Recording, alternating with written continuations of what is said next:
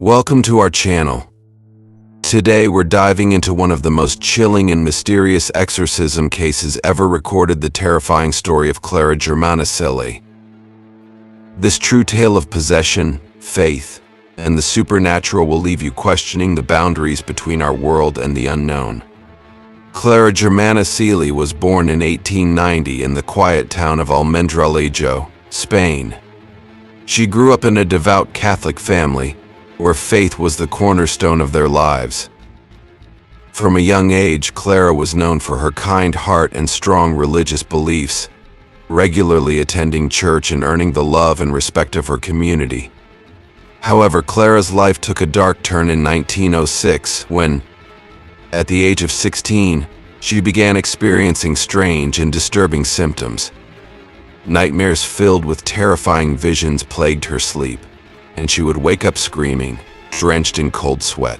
Her behavior became increasingly erratic, and she started to withdraw from those closest to her. Rumors soon spread that Clara had somehow become involved in the occult, a shocking departure from her devout upbringing. Some whispered that she had made a pact with the devil, though the reasons behind this were unclear. Her sudden interest in dark practices marked the beginning of her terrifying descent into possession. Clara's strange behavior escalated rapidly. She began speaking in languages she had never learned, such as Latin, Polish, and French.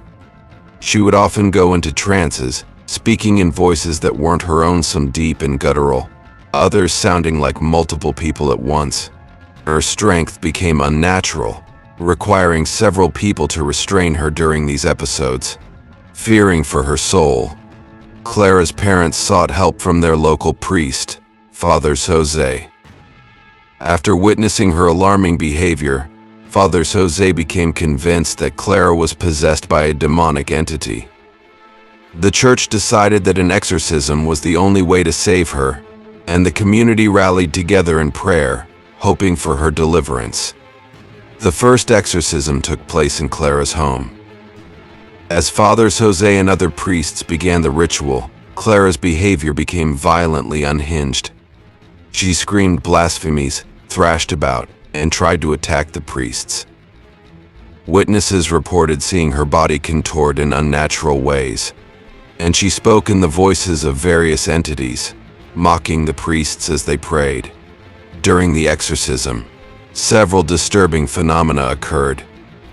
Clara was said to have levitated several feet off the ground, floating above her bed as if gravity had no hold on her. Objects in the room moved on their own, and a foul stench filled the air.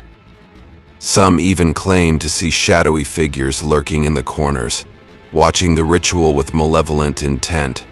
Despite their efforts, the priests were unable to fully expel the demon during the first exorcism. Clara's condition worsened in the days that followed. She stopped eating and drinking, her body growing weaker as her outbursts became more violent.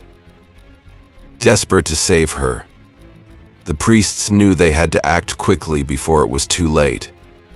A second exorcism was arranged, this time in the sacred space of the church. The hope was that the holiness of the location would weaken the demon's hold on Clara. The ritual was even more intense, with Clara displaying supernatural strength that required multiple people to hold her down. The priests prayed and chanted for hours, invoking God and the saints to drive out the evil.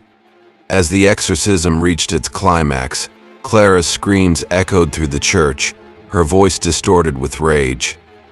Her body convulsed violently, and the priests could see she was at her breaking point.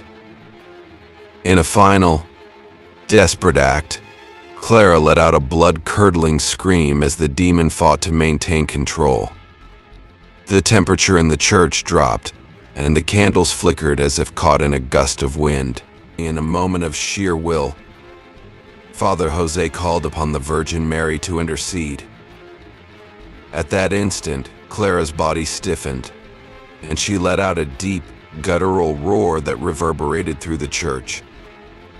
Then, as suddenly as it had begun, the struggle ceased. Clara collapsed, unconscious but at peace. The demon had been expelled, and calm returned to the church.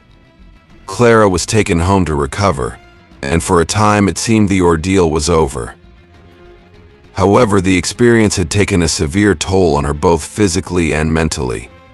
Once bright and lively, Clara now remained weak and withdrawn, the horrors she had endured leaving her a shadow of her former self. Despite the successful exorcism, Clara was haunted by nightmares and visions of the demon that had possessed her. She would often wake in the middle of the night, screaming in terror, convinced that the demon was still lurking in the shadows, waiting to reclaim her soul. Her health continued to decline, and she became increasingly isolated from those around her. In 1912, 6 years after her initial possession, Clara succumbed to her weakened state. She passed away at just 22 years old, her death a quiet affair attended only by close family and friends. The community mourned the loss of the young woman whose life had been so cruelly altered by forces beyond their understanding. Clara's story has since become a local legend, a chilling reminder of the power of evil and the strength of faith. Her case remains one of the most terrifying and mysterious exorcisms ever documented in Spain. To this day, the tale of Clara Germana Cele serves as a warning of the thin veil that separates our world from the supernatural and the dangers that can arise when that veil is pierced. Thank you for watching this deep dive into the terrifying case of Clara Germana Cele.